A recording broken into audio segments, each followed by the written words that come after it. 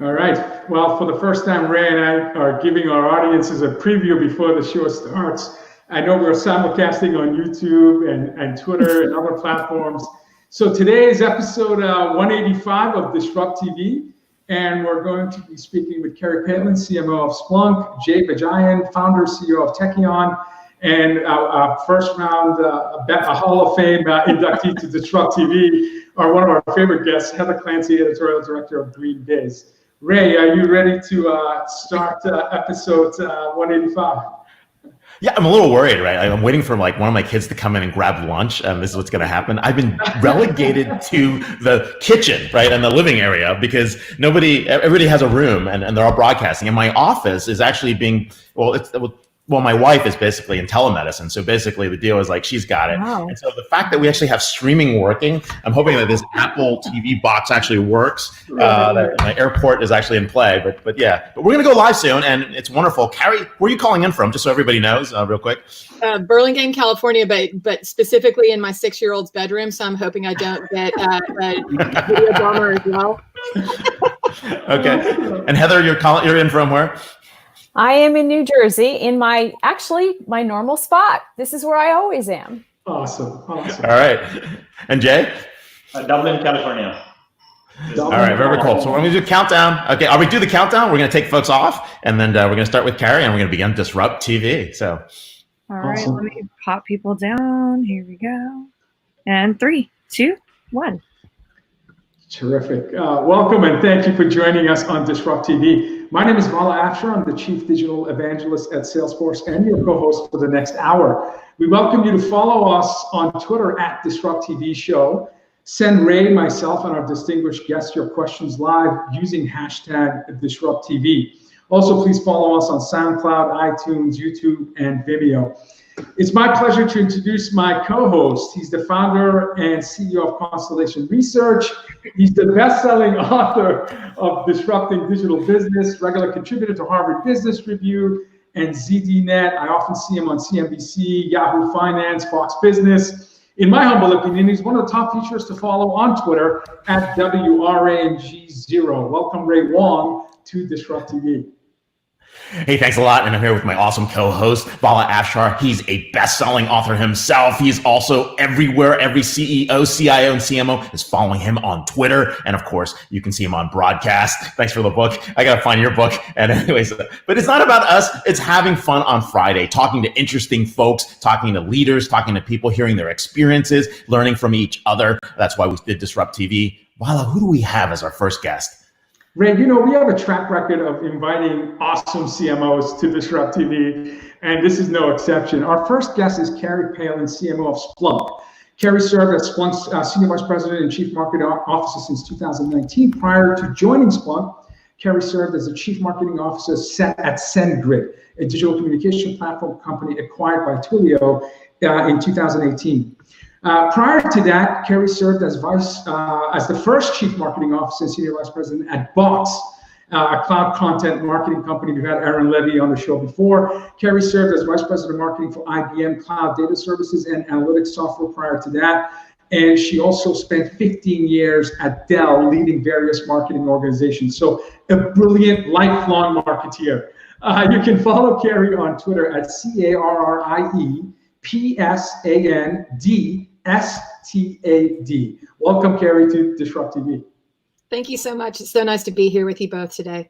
Happy Friday. Hey, happy Friday. We're excited to have you here. You've had an awesome journey. I mean, a lot of people do sales, a lot of people do marketing. People don't go back and forth very well. You've done it at, startups, you've done it at blue chip companies. And so I'm just gonna start by asking, what have you learned along the way? And do you have Michael Dell's cell phone number? No, just kidding. That was the number one request. We had 2 weeks ago. It's I got to get laptops.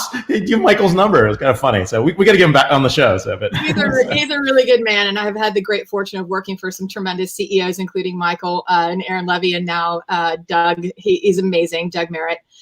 Look, I've learned a lot in 25 plus years and in the career, in the business. I started actually in marketing for a year, then I was in sales for 5 years, and then back to marketing. And I love go-to-market. I love all aspects of it. I love the customer success part of it. I love having customer touch and being close to the customer base because that's what it's about.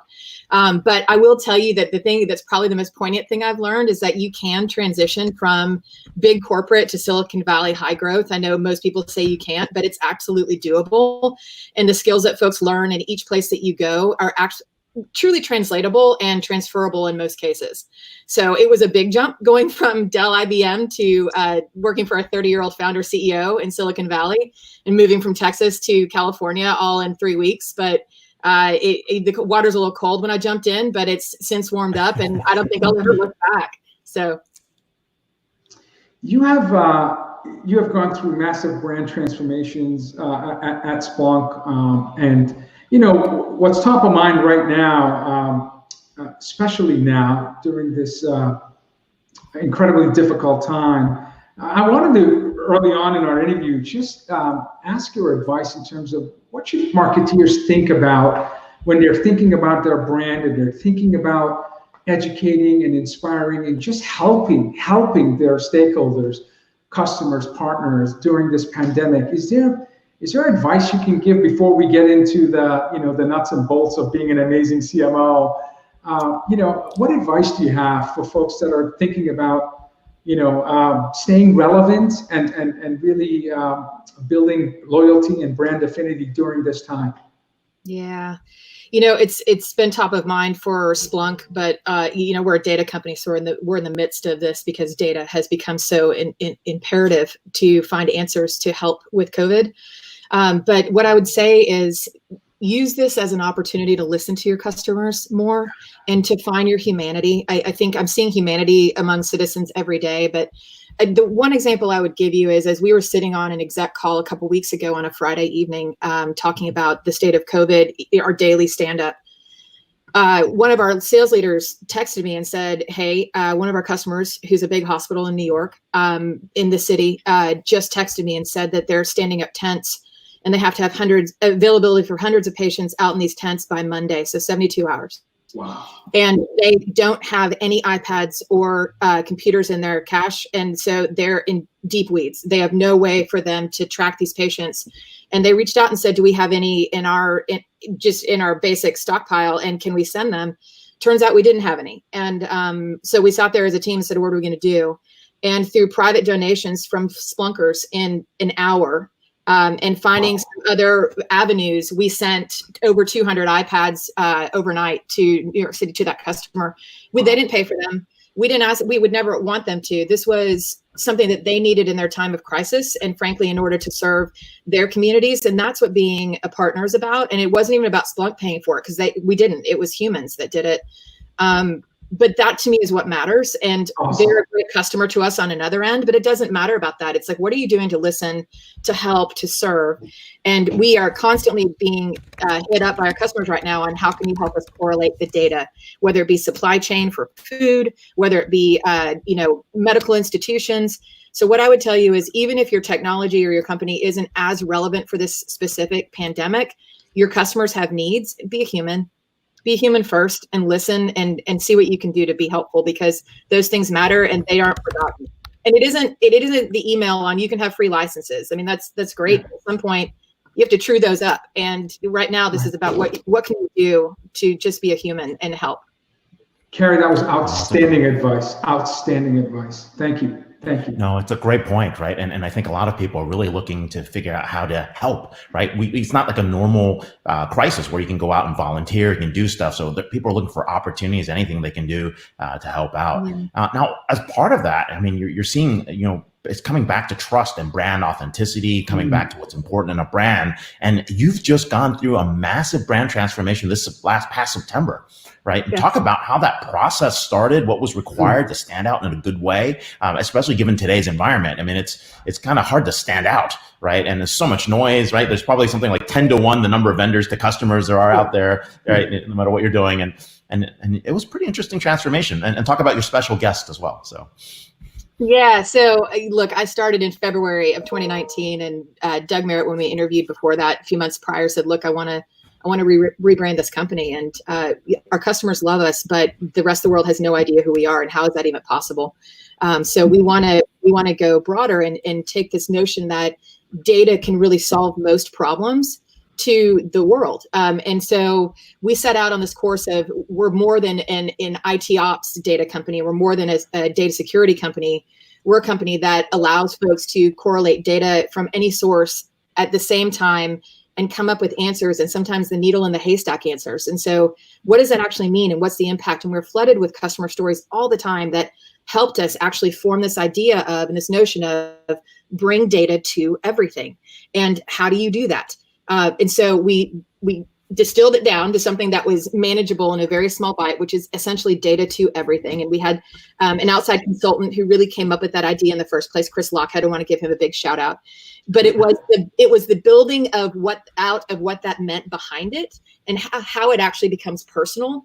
That is where the story got real gravity. And there were some big choices, like, do we change our color palette? And we did. And we went from green and black and very coder centric and developer centric to really bright pink and orange. And that took a while for some folks to digest on our executive staff as well as our board. I mean, not everybody was on board right away. And it took probably 6 months of real work to convince them that why. But I think the moment that moment was, I remember walking into a board meeting and asking my team to put a slide together for me that literally had like 50 tech brands that are all blue, and then Splunk, and literally put the entire, because it kept saying, I don't understand, why would you do pink? And then all of a sudden we put that slide up, and it was like the light bulbs went on. And even the whole company, even our engineers who were so resistant, said, I get it, because we wanted stopping power. When you open a Forbes magazine and flip through it, I want a CEO to go, whoa,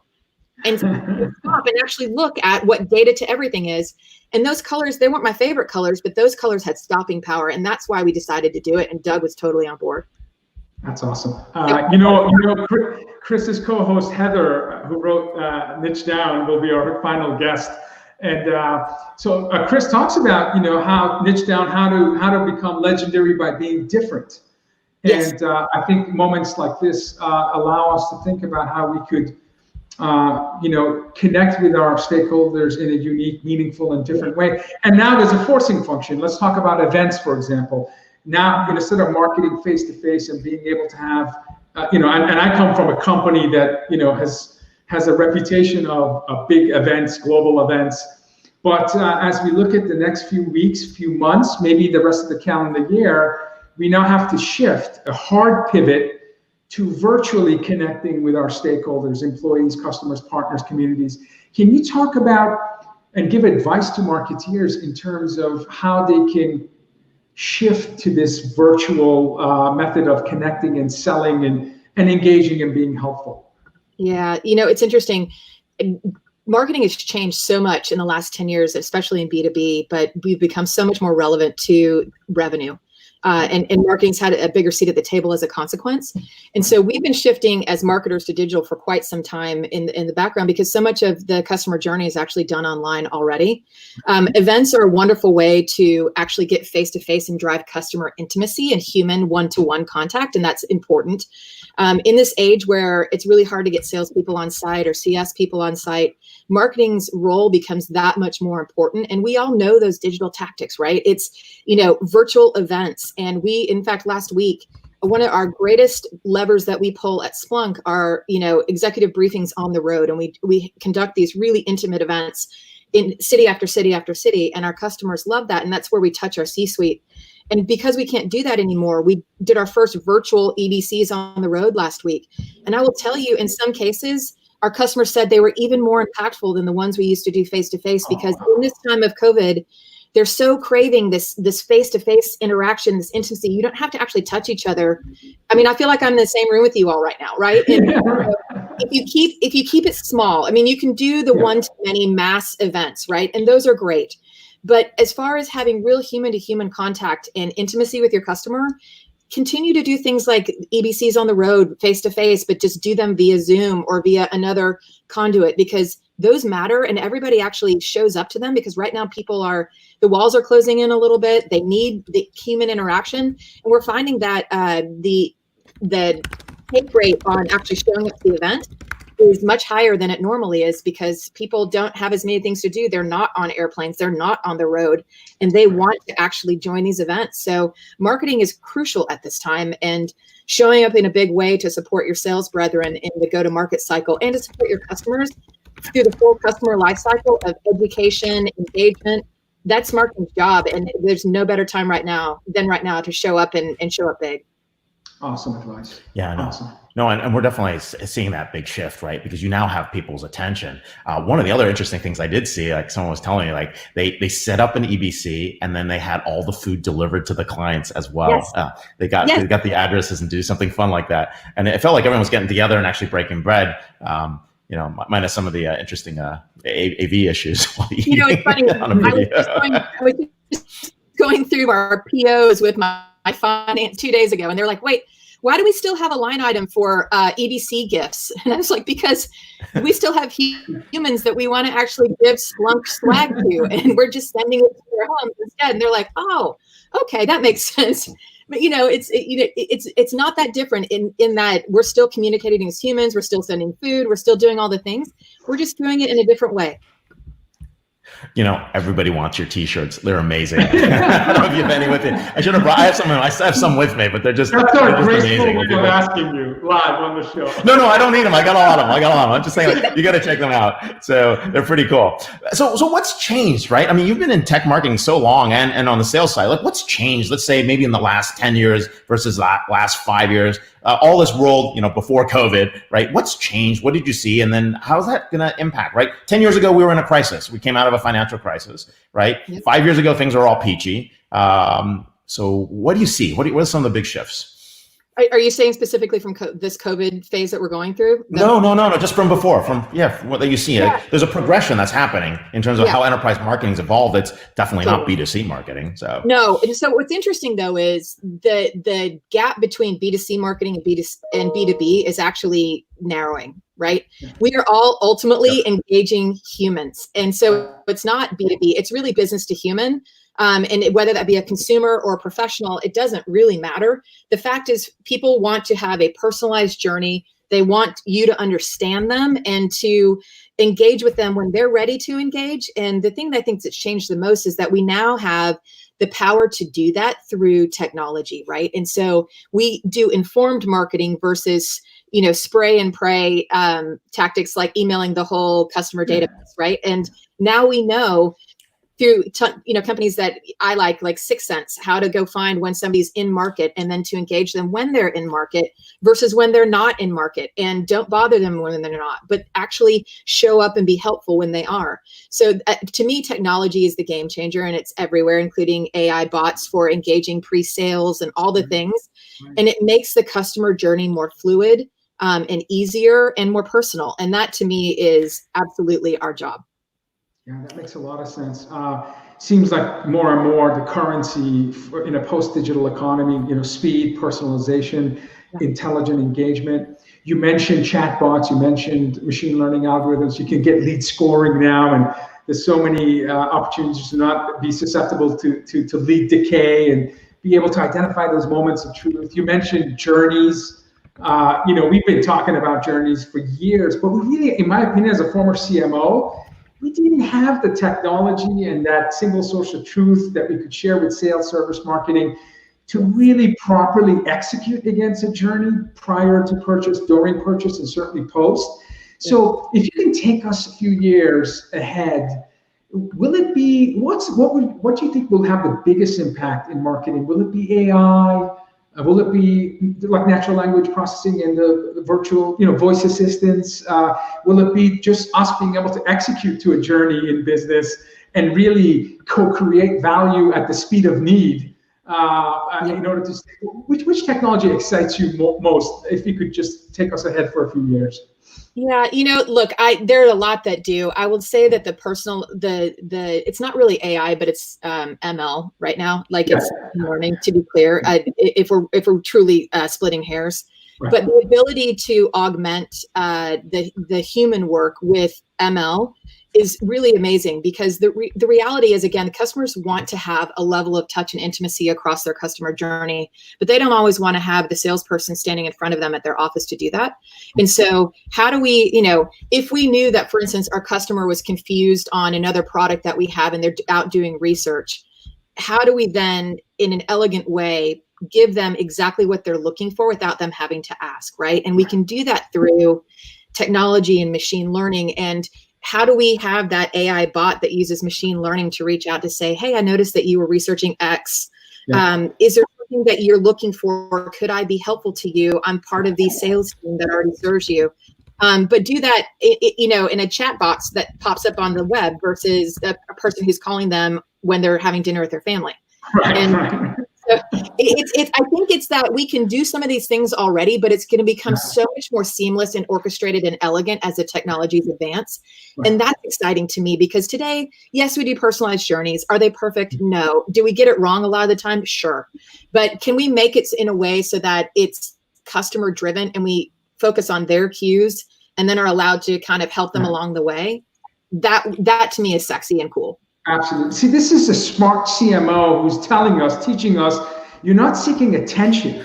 You're seeking opportunities to add value. And that is a mindset of only brilliant CMOs. So I just want to let you know you crushed it in the last 20 minutes.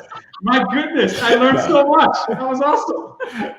No, coming from a place of empathy, I think it really makes it's awesome. Hey, Carrie, thanks for being on the show. We're with Carrie Palin, CMO at Splunk. You can follow her on Twitter at CarriePansTAD. And of course, catch all this stuff around data to everything. Thanks a lot for being on the show. Happy Friday. Love it, guys. Thanks so much. Take care. Thanks so much. Thank you very much. Terrific. Just brilliant words of wisdom. We can unpack that segment, and there's a lot of incredible takeaways. Speaking of incredible guests, our next guest, I would argue, worked for the real Iron Man for 5 years, but we'll get to that later. Vijayan is the founder and CEO of Tekion, in a hyper-growth technology company, an award-winning hyper-growth technology company, disrupting the status quo in automotive retail software industry. What better time than now for Tekion? Its automotive retail cloud platform is powered by big data, artificial intelligence, machine learning, and Internet of Things. Now, that may sound like a lot of buzzwords, but let me tell you about Jay's background. Prior to Tekion, Jay arguably worked for the smartest man on earth. Jay was the chief information officer at Tesla. Imagine pitching your IT vision to Elon for 4 years, where he and his team built, in fact, his team scaled Tesla's digital and information platform, fueling the company's hyper-growth phase. So if there's anyone that understands hyper-growth, is Jay. Before joining Tesla, he led business application development for VMware during its significant accelerated growth phase. And prior to that, he led product development at Oracle for 7 years. So his entire professional life is, how do I build hyper-growth companies and capabilities? You can follow Jay on Twitter at JayVijayan. Welcome, Iron Man's right-hand man for 5 years, Jay. Thank you, Vala. Really a pleasure being with you, and Ray, phenomenal again. I think it's been, 4 years since we met last time. I guess 3 years or 4 years has it been? Sorry. It's been a while in person, right? It's gonna be a little more given now, even though we live pretty close to each other. Yeah. It's been crazy. So, but you've been through an incredible journey. You took your lessons that you learned, and then you jumped into automotive retail, really transforming one of the areas that has been a dinosaur for years. Like, honestly, every dealer, every franchisee, every person I've ever talked to is like, this stuff is awful. And you pop up. So talk a little bit about that journey and why automotive retail, right? What was the opportunity you saw and where you could make a difference? Yeah, thank you, Ray. Again, pleasure being here. Vala Afshar, again, thank you for a fantastic introduction. Thank you so much. Yeah, Ray, you know the markets well, both the enterprise as well as the consumer side, right? And automotive is the largest consumer market in the world, right? Now, it's technically it's number 2, but it is really number 1, because the number 1 is housing market, which is not transferable. Of course, you can't move houses between cities and countries. cars, right? Yes, it is transportable. It moves across different parts of the world, different parts of the city. In terms of dollar amounts, if you see, in #1 consumer market in the world. Okay. So Tesla is disrupting that in one way, really having a great product, and then changing the experience. So for me, when I came out of Tesla, what I saw was, if Tesla is changing this direction, but there is a 99% of the industry still in pretty much, I would say, a decade or a couple of decades behind in consumer experience. So the way they deliver the consumer experience, like all of us know, right? When you go buy a car, when you go service your car, you don't come out ecstatic like you're buying an iPhone or you're getting a product delivered by Amazon. The experience is not great. It's very subjective. It's not that no one delivers it. There are good dealerships. There are great manufacturers who really strive. But organically, what happened is the industry, I think, had phenomenal amount of fragmentation through the process. If you go to a dealership, they run literally like 40, 50, 60, sometimes are even happy to really serve their customers. What happens is it just becomes a drag on their business, and you see very, very obviously as a customer when you go to a dealership to buy something or to service your car, you see that the experience is not that great. And that's what I felt, I need to go change this. And there's an opportunity because there is this big 3 key stakeholders, OEM and manufacturer brands, dealerships, and end consumer. All 3 can get a win-win-win situation. All of these 3 can get benefits, the best benefits that is out there through our technology platform. And that's exactly what I really, after I came out of Tesla, started Tekion, and we started building and delivering to the market. That's terrific, Jay. Again, Oracle, Tesla, building hyper growth capabilities. We have CIOs that watch our show, and can you give some advice to chief information or chief technology, or frankly, chief digital? Anybody who has one foot on the technology side and one foot on the business side. We certainly know that the most successful CIOs know there are no IT projects, there are business projects. You build an investment thesis based on stakeholder success and business outcomes. So what are some of the lessons you learned in order to create, again, hyper growth capabilities? And what should be a mindset of a CIO, or frankly, a CEO of a company, to really position themselves to grow? Yeah, and a great question, Vala Afshar. Over a period of time, I think Tesla was a phenomenal opportunity, I should say, for me. A huge amount of learning. One, being in the position, again, now I think I've seen over the years, this was 9 years ago, a little bit over 9 years ago since I joined Tesla the first time. The role of CIOs I've seen evolve significantly. Prior to that, as you know, there are cases where there are good CIO roles which have good visibility across business, managing pretty much the core applications that enable the business. But there are typical CIO roles, as you know, just managing data centers and servers and others. I think that has to change, and it has significantly changed.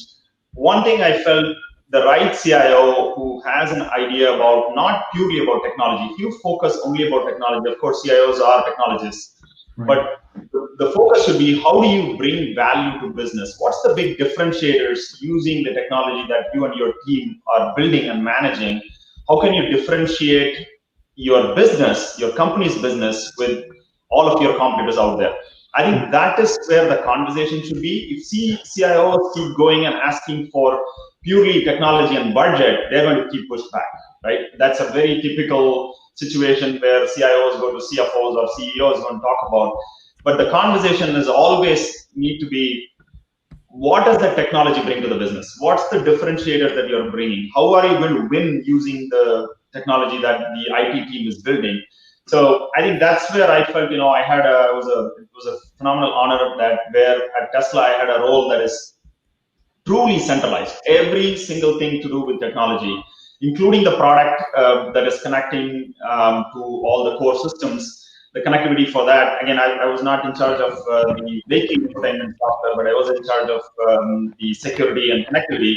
So having that visibility to everything, a customer touch point. So when you go to Tesla.com to design your car and order it, that was all under my team to develop and deliver a solution. So having that visibility to do end-to-end and the empowerment and talking about how do we bring value to the business and how do we bring that seamless vertical integration with a close feedback to our customers was a big eye-opener for me, how much value it could bring, how much differentiator it was for the business. And that's exactly, I felt, how typical CIOs should shift their conversation. If they're not already there, they should shift their conversation towards that direction. That would be my learning. And if I think it's advice worth anything, that would be my advice. Sage advice. Oh man, I think about you every day, dude. I think about you every day when I do that. I know how it works. I know it's in the background. So let's talk about Tekion. What is it, right? I mean, you were like in stealth mode. Like, hey Jay, what are you up to? I can't tell you. Jay, what are you up to? I can't tell you. And so you've been out for a little bit now. Let's tell the world what this is about. So yeah, thank you. I think thanks for asking. It's super exciting. I think our team. I mean, I was fortunate again to have a phenomenal team that pulled off something massive. Again, this industry, the way we call our platform as automotive retail cloud, right? So the goal is, I know typically in dealerships, they call it as DMS.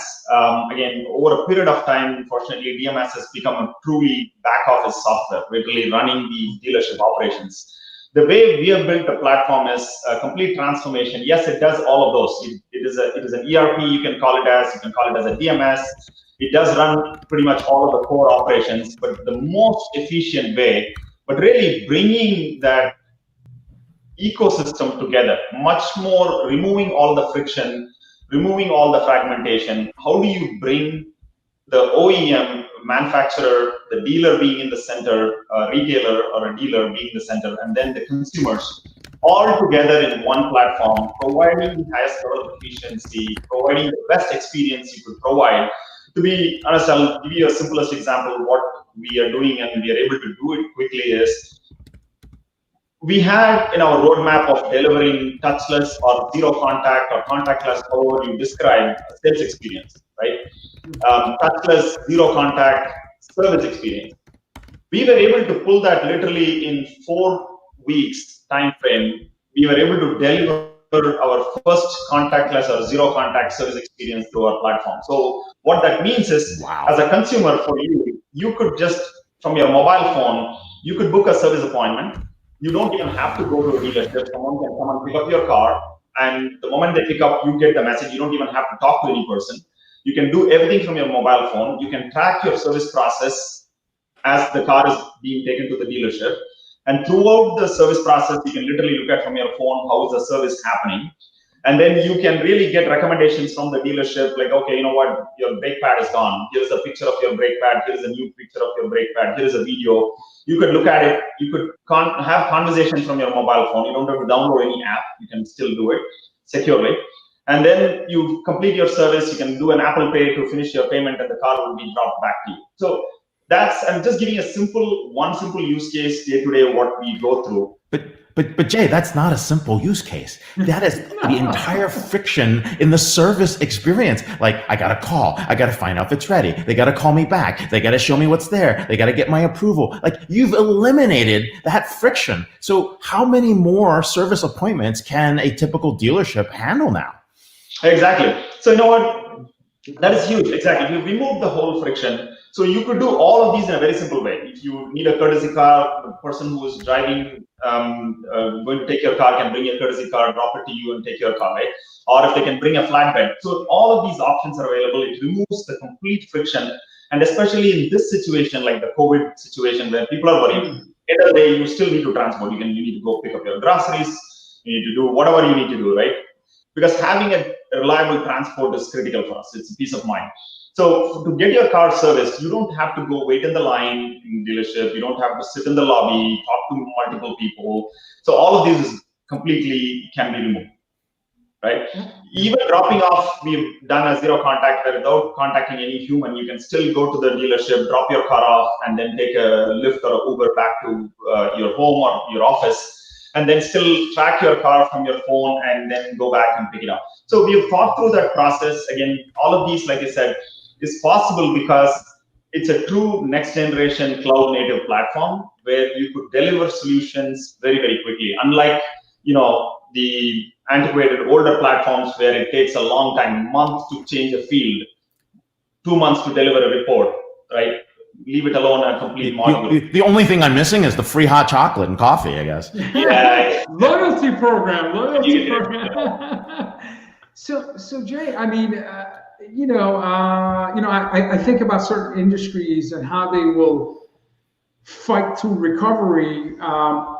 After we get through this difficult time, whether it's the entertainment industry, I'm streaming movies to my living room that are in the theater now.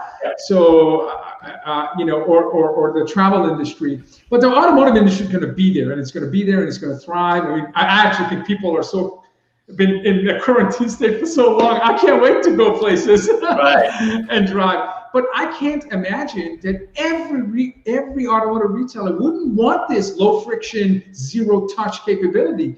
So Absolutely. You may be the most busy CEO of all of us. Yeah, no, it's absolutely. No, it's great. One is the whole world is going through this situation, right? As we all our families, our friends, everyone is going through this situation. It's been very tough, and unfortunately, one of the worst impacted industries, automotive industry. As you could see, imagine factories are shut down, dealerships are laying off people to many occasions because it's a very capital intensive business. They can't run for too long, and I think we have come up with a very timely solution for them platform. But now, how fast we can roll it out, right? Without sending people. I mean, Ray, this well, and Vala Afshar, this well. ERP or DMS migration, it's literally rip and replace the code. It's not easy. But what we are doing very revolutionary for the first time is we are doing a 99% remote migration of DMS. This month, we are rolling out 3 dealerships. In spite of COVID, with our team, literally there's only one person who went just to set up the first, only all of the IoT connectivities, done. Everything, data migration, training, everything is happening online. And next month, we are planning to roll out like 7 like that in different parts of the country.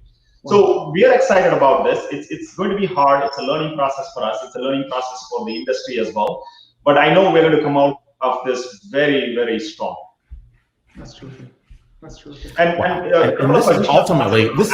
I know you added earlier, right, about ML, AI, big data, IoT. I want to talk about this very, very briefly, right? It's a buzzword every company wants to use. But at the end of the day, what value all of these things bring? Let's start about IoT. IoT is connected car. So we are working with some of the OEMs to directly do the connected car. That means the connection to their connected car platform so that we can connect to the car, so that we can provide the best experience to consumers. Second, we have our own patented IoT OBD2 devices for older cars that doesn't have connectivity, where you could do direct connectivity. And also the third thing we are doing is every display within a dealership is literally centrally connected to our cloud. So basically, everything from weather in that TV to, you can still run the regular programs, but we run machine learning to present the right thing. Carrie talked about, as a CMO, how do you present the right thing? Because Amazon has been doing this for 15, 20 years, but automotive industry, unfortunately, this is what I feel. I'm part of automotive industry. It's a shame that you have a captive customer many times. We are all customers going to buy a car, browse a car, service a car, but they never had the tools and technologies to present the right thing in front of them, and always have been putting more and more friction in between. So my thought process is, how do you remove the friction? You still present the right thing in front of your customers, and that's exactly what we are doing using machine learning and IoT. That's terrific. My company partner with Harman Kardon, which is property of Samsung, and at Consumer Electronics Show this year, we revealed CRM, customer relationship management, in the smart dashboard. So by voice-enabled technology, you can see your sales pipeline, your marketing leads, your service cases, and through augmented reality, that information is projected on the window with dashboards and insights that can be relevant in a safe fashion. So the car is going to be your second screen after this.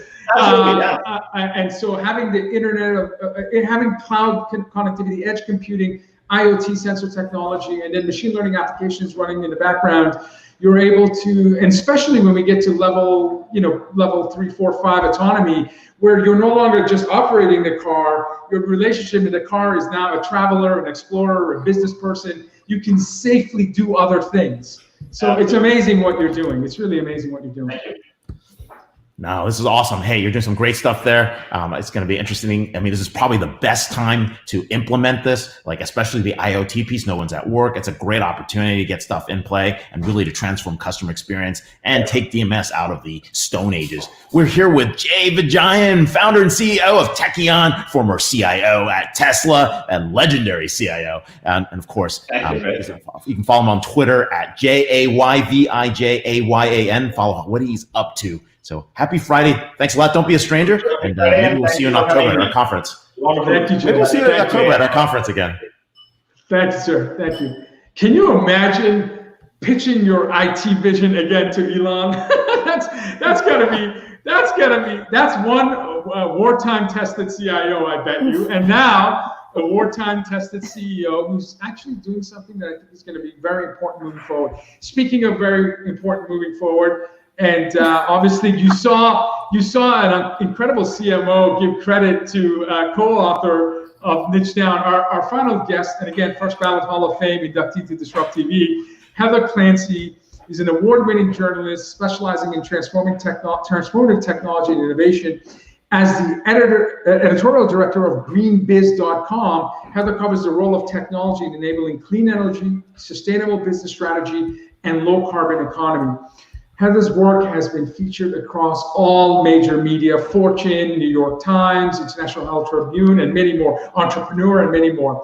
She's the co-author of Niche Down, How to Become Legendary by Being Different. I'm telling you, this is more relevant right now and moving forward than ever before. If you can't find your unique value to society and business, I mean, that's your path to greatness. And this is an Amazon category best-selling book. You can follow Heather on Twitter at GreenTechLady, Green Tech Lady. Welcome back, Heather, to DisrupTV. Thank you. I'm surprised you don't know that by heart. Yeah. I should, honestly. I bet you I could do at least 50% of that by heart, for sure. Yeah, it's great to see you, and I'm glad to hear that you're both doing well. Thank you. Same. Hey, no, look, you're in the middle, you're in the epicenter, we know that. Yeah. And part of this is this new stay-at-home life cycle. We're sheltered at home, we're isolated, we're locked down. And you've got this very interesting story about this and cloud energy consumption, bringing it all together in one place. I thought it was awesome. So kind of share, Elizabeth, what you're thinking about and what's really going on this practical magic. Right. So, well, one thing I want to just say, it's interesting because I am always working at home. And the thing that I actually, bizarrely enough, feel more connected to my remote colleagues now than I have previously. And I think that one thing that is, I don't want to say it's good, but one positive thing that's coming out of it is I think people are building better and closer connections. So, and I think we all realize that we're in this together. So I'll get off the soapbox, but anyway. So yeah, so my little brain, I look at, first of all, I've been watching our site very closely and to try to figure out, how, as a journalist, it's really tough to figure out what to write about that's not COVID-19 related, because you don't want to be tone deaf. But I mean, I write about a long-term crisis, the climate crisis, and we cannot afford to lose time on that, even though we're simultaneously having to execute on getting through this short-term crisis. So this particular story you just referenced is, I was just sitting here thinking, okay, everyone's on Zoom, everyone's on Netflix, everyone's on, people are buying and takeout, delivery. I mean, there's just a whole mess of traffic on the internet. My neighbor across the street is trying to teach and homeschool her kids simultaneously. And you referenced it as we were coming on, everyone in your house. So the point being that I just got to wondering, okay, what's this impact on the cloud? How is energy being impacted? And the cool meme and the cool data that just came out in about a month ago is that if you look at a decade ago, right, even though the cloud, the traffic is so much higher today than it was at that time, we're still at about the same energy consumption. And that is just, I was just like, yay. I didn't know what I would find out when I started looking into this, but basically, even though we've seen just an enormous increase in traffic, we have not seen the same in electricity usage. So that is the sort of crux of this particular piece, and lots of credit due to the folks that have been preparing for this, essentially the data center providers that have been really working on efficiency. That's amazing. Any startups or new companies, or do you have a sense of what the future might? Fascinating, and I'm so glad you asked. I spaced out, and I really should have brought. So one of the coolest companies I've talked to this year, and probably in a long time, is an organization called Lancium. And this is not particular to the COVID-19 crisis, but what this company is doing is creating data centers and a data center architecture that's plausible, right? So if you think about the types of applications I was just referencing, they require constant interaction with the server. But there's things that you can want to be performing over time. So like a big algorithm, right? A simulation that there's a lot of number crunching going on, but it's not necessarily that time sensitive. So this company, Lancium, said, you know what, there's lots of different kinds of data center loads. And OPS, at the same time, that's one problem. Over here, there's another problem. We have, we have this great wind energy story in the United States in places like Texas, where actually there's too much wind. So like at certain times, they have to curtail the generation. And this company is sort of marrying those two problems. So this company, Lancium, is basically its proposition to site data centers near a wind farm. They could basically take that excess. So when the farm is going to, if it sells to the grid, it's going to be losing money essentially. Instead, it could sell to this data center and power those data centers with that extra wind energy. That's cool. Again, not a COVID-19 story, but just a really great piece of innovation coming out of this company. That's right. And they're a Houston-based startup. Is that a? They're Houston. Yeah, for sure. And I'm going to be watching them. Their launch phase has been a little bit interrupted, right? Sure. Of course. But they're out talking to people about this concept now. You wrote in one of your posts. Go ahead. I was going to say, now one of the interesting things, that's happening, right, is also the impact of us staying at home. You can actually see the impact of what's happening with emissions and climate that's going on there. And that was a very interesting way of actually, we now have a baseline of what it looks like, if you have less climate emissions. So you're talking about some of these things that was happening and what we can learn about climate tech as well. There's some data out actually probably while you were on this. I just was peeking a few minutes ago. Some stuff came out of UK, a organization called Carbon Brief. They're anticipating that global emissions may be off 4%. 4% this year, in the biggest sort of annual decrease since the Second World War. Wow.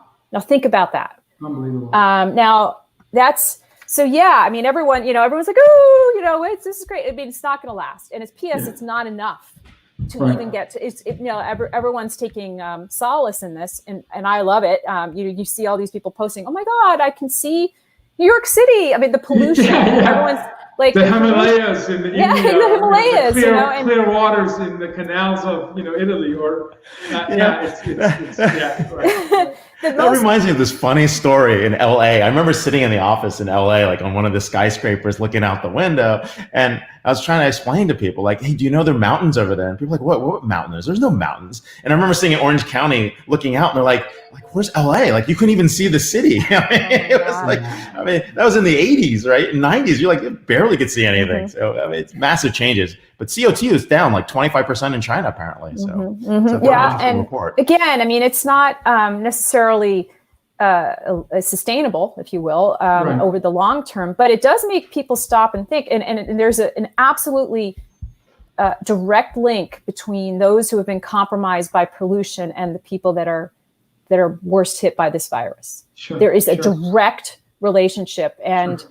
it's got. I think that has really got more people just sort of sitting back and going, "Whoa, this climate change thing is real." And Right. and P.S. it's affecting my family. It's affecting these people I know. And I think that, again, a positive is that it is making people sit back and think a little bit more, interact with their neighbors in a different way, but in a more meaningful way, potentially. Absolutely. One of the things you wrote, which I thought was pure gold for Twitter, which I need to tweet right after the show, is you wrote one of my biggest takeaways from reading about these and other inspiring innovation initiatives is this: when humans confront an existential challenge, one that knows no borders, the instinct among most of us is to put aside our petty partisan considerations to seek ways to defeat that common enemy. And this was a sentence you wrote in an article titled, "What Mobilizing Innovation for COVID-19 Can Teach Us About Climate Tech." Can you talk to us a little bit about that post? And then this was such a beautifully written thought and sentiment. So well, thank you so much. I appreciate that. I have another one coming.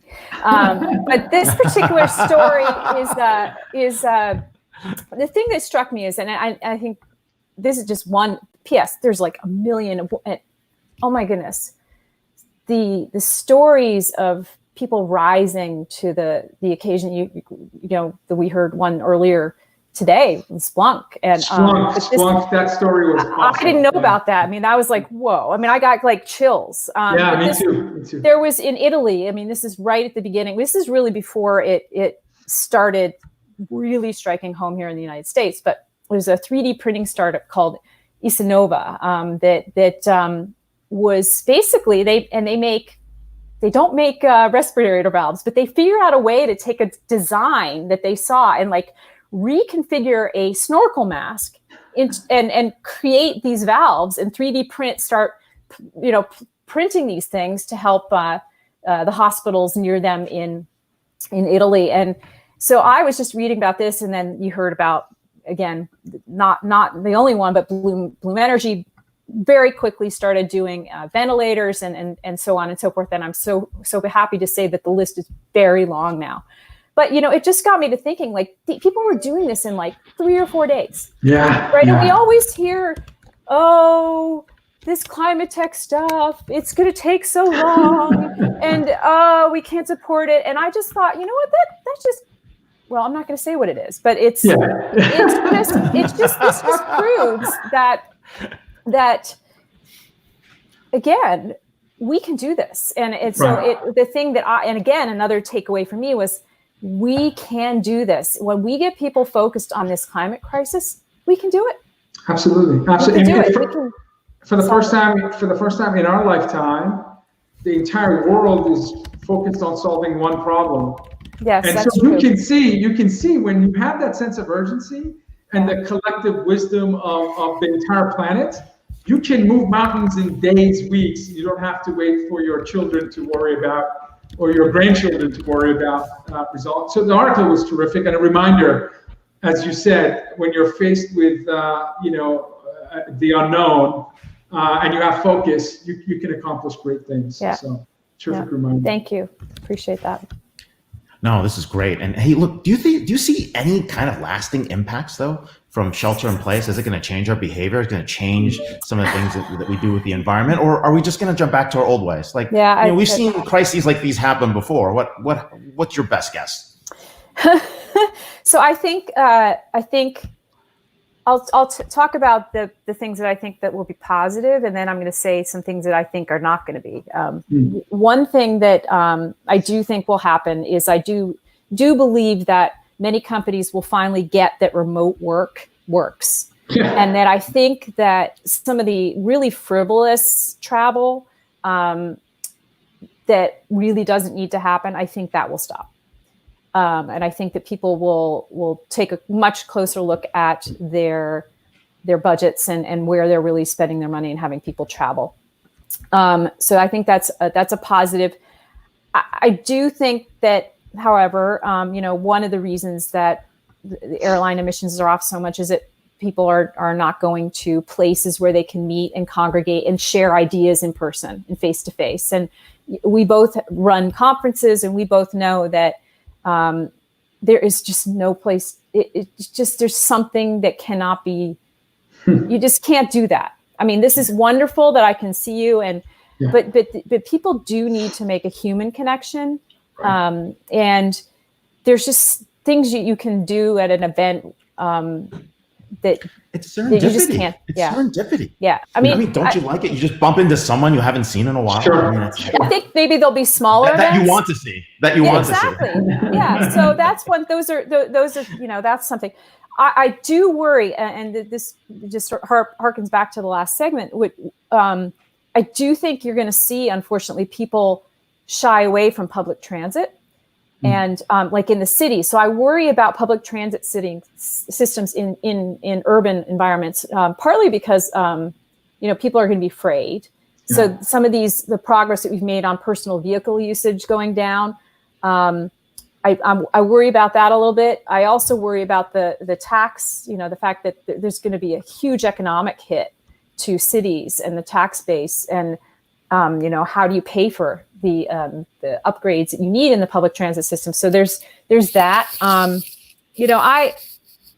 think that people are starting to look at their industrial emissions a lot more closely. I also think that if you think about the buildings that have been shut down over this time, bringing them back online, they'll probably be better optimized. I think that people will spend more time optimizing the operations of the HVAC systems and so forth. And I think that you might see more investments in smart building initiatives in order to do that from afar, right? So that you could be doing this more remotely. I think a lot of people were very, they didn't have a whole lot of time. I mean, I don't know about you, but here in New Jersey, I know my hairdresser got like basically 4 hours notice before he had to shut down.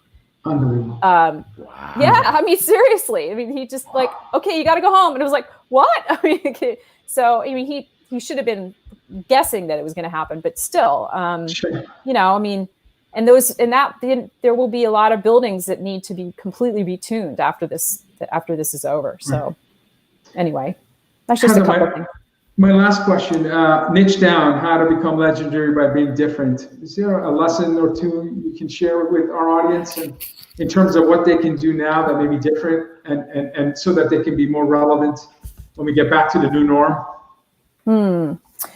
Well, I think that, like I said, there's a great amount of climate innovation that's out there that I think this is the time. And I've been actually talking to the venture capital community a little bit over the last 2 weeks. And there is some, while we might see a slowdown in how long it takes to fund some of these companies, and the valuations definitely have come to earth.